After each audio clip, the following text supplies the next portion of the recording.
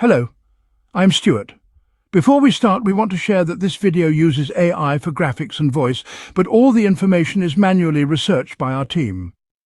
Here in the video, we will share the details for the Forest app error code 403. The error reads, "Something wrong. Unhandled HTTP error." This error occurs when users try to plant their final tree in the real forest.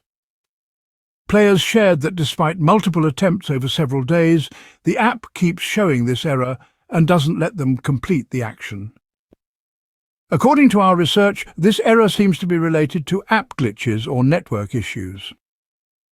In some cases, it may also be a temporary issue from the app's server side. First, restart your device and try again. If the error persists, check if the Forest app needs to be updated.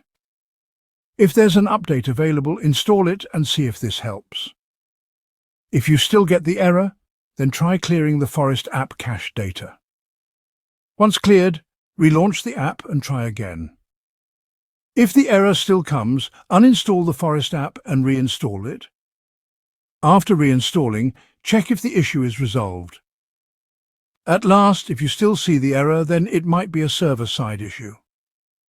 We suggest waiting for a few hours and then trying again. Thanks for watching. This is all we have for the error.